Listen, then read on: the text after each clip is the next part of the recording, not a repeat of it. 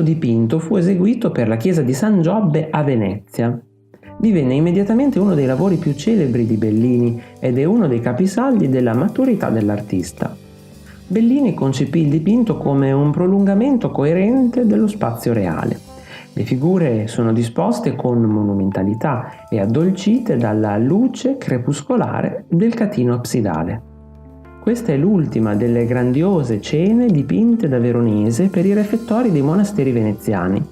La sontuosa scena del banchetto, incorniciata dai grandi archi di un portico, suscitò i sospetti dell'Inquisizione.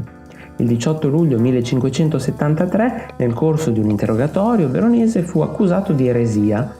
Se le domande degli inquisitori rivelarono i segni della Controriforma, le risposte di Veronese mostrarono la sua fede incrollabile nella libertà artistica.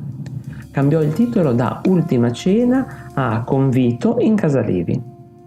Già nel 1530 era descritto semplicemente come piccolo paesaggio di tempesta su tela con una zingara e un soldato.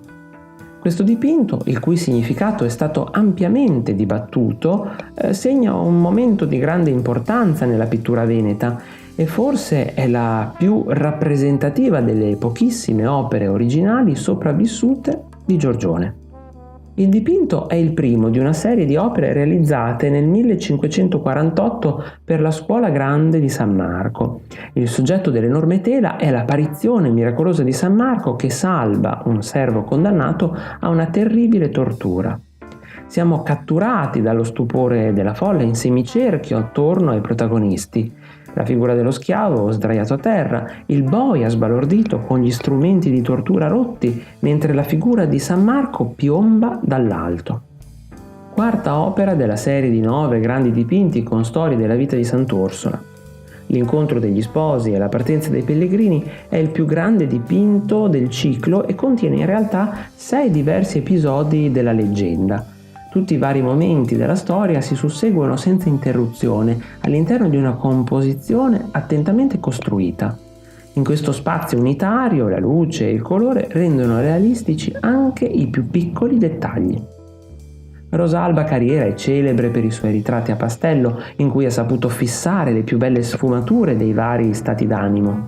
Così, senza cadere nel ritratto encomiastico, Rosalba coniuga l'immediatezza del pastello con la freschezza della sua penetrazione psicologica, offrendo un'immagine impareggiabile della società del suo tempo. Qui la bellezza matura della nobildonna e il suo spirito bonario sono trasmessi con grande abilità. Canaletto è celebre per le sue splendide vedute di Venezia, ma in certi casi il pittore lavorò di fantasia.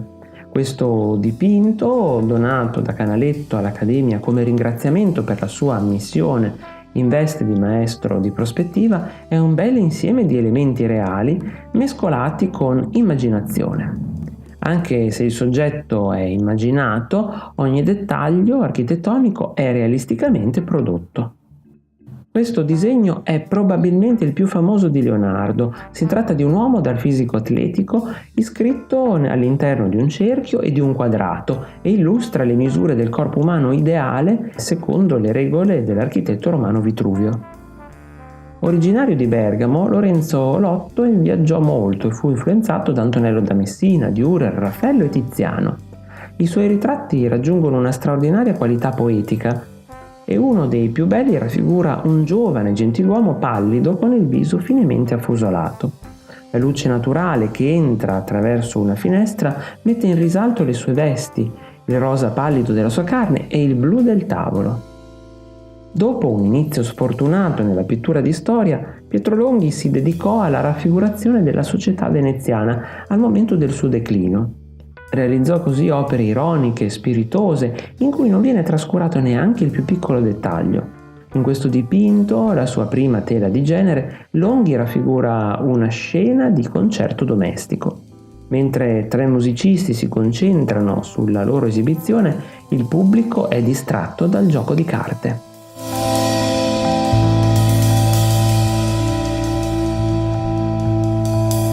Se il video ti è piaciuto, metti un bel like, lasciami un commento, condividilo con i tuoi amici. Ricordati inoltre di iscriverti al canale e di cliccare sulla campanella per non perderti i nuovi video. Ciao!